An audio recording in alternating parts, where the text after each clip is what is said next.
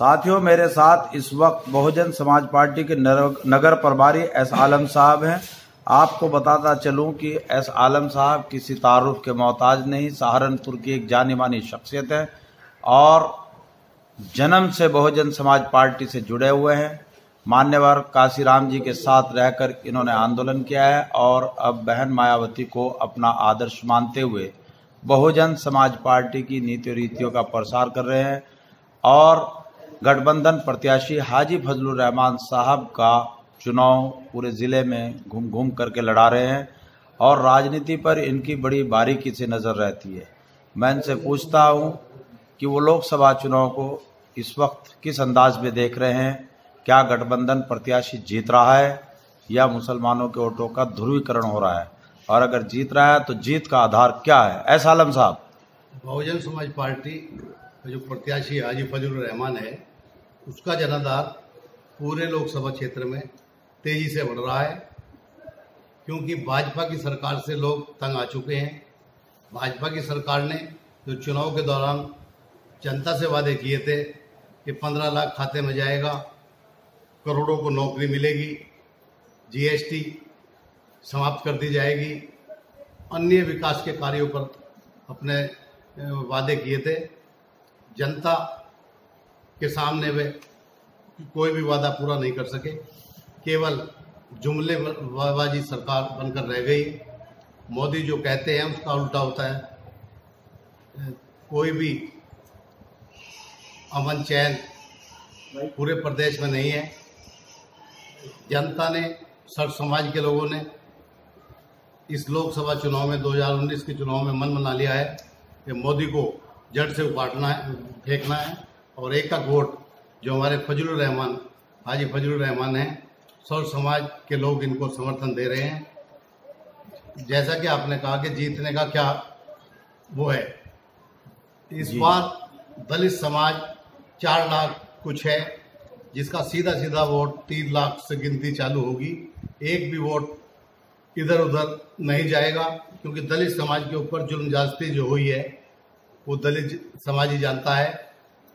रही दूसरी, मुस्लिम समाज का 6 लाख 6.5 लाख के लगभग लोकसभा में वोट है।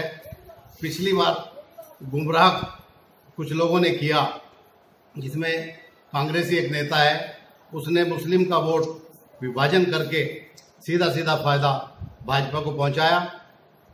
आम जनता जान चुकी है, क्योंकि अभी कुछ दिन पहले नगर निगम का चुनाव हुआ, उसमें भी उन्होंने यही खेल खेला। हाजी फजलुर रहमान जीतते जीतते रह गए। हाजी फजलुर रहमान। अच्छा, अभी आप भाजपा की जन विरोधी नीतियों का जिक्र कर रहे थे। ये तो सब पता है कि भारतीय जनता पार्टी यहाँ हार रही है। उनका सारा मामला इस बात पर निर्भर करता है कि मुसलमान वोट कितना डिवाइड होकर कांग्रेस के प्रत्याशी को जाए।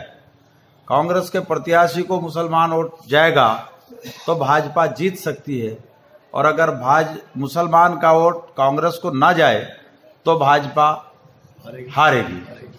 तो मुसलमान वोट डिवाइड ना हो, इसके लिए क्या कर रहे हैं आप? मुस्लिम वोट डिवाइड ना हो, प्रत्येक सेक्टर में, प्रत्येक कस्बे में हमारे जनप्रतिनिधि, जिम्मेदार पदाधिकारी, सपा बसपा लोकदल के मुस्लिम समाज को समझा रहे हैं, यदि आपको अपना वोट विभाजन करोगे तो सीधा सीधा भाजपा को फायदा होगा। लेकिन पिछली जो गलतियां मुस्लिम समाज ने करी, चाहे 2014 का लोकसभा का चुनाव हो, चाहे नगर निगम का हो, इस बार मुस्लिम समाज ने मन बना लिया है कि इस बार हाजी फजलुर रहमान को अपना एक तरफा वोट देंगे। मेरा मानना है कि 3 लाख दलित और 3 लाख ही मुस्लिम, 6 लाख से गिनती चालू होगी।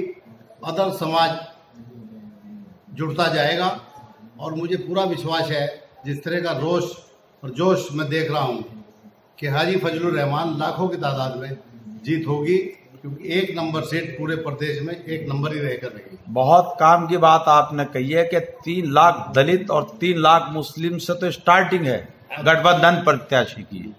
बाकी जो वोट है अदर वो अलग है, वो अलग है। तो जीत तो इंशाल्लाह होगी। ऐसा ही शोर ऐसा देखने में आ रहा है। देखा है, रिकॉर्ड तोड़ भीड़। धन्यवाद। रिकॉर्ड तो ये थे हमारे साथ बहुजन समाज पार्टी के नगर प्रभारी एस आलम साहब। ये बता रहे हैं कि गठबंधन का प्रत्याशी तकरीबन 2 से 2.5 लाख वोटों से जीतेगा, क्योंकि उनके साथ 3 लाख दलित और 3 लाख मुस्लिम वोटों से उनकी काउंटिंग शुरू होगी। और चारों तरफ पूरे जिले के अंदर एक लहर है गठबंधन की, जैसे कभी मोदी की लहर हुआ करती थी। इस बार मोदी जन विरोधी नीतियों के चलते विफल हो गए हैं और गठबंधन की लहर पूरे जिले में चल रही है और वो चाहते हैं कि परिवर्तन आए और एक नई क़यादत सहारनपुर में फिर से स्थापित हो, ताकि वो जनता की सेवा कर सके और संविधान विरोधी ताकतों के साथ लड़कर संविधान को बचा सके। धन्यवाद एस आलम साहब।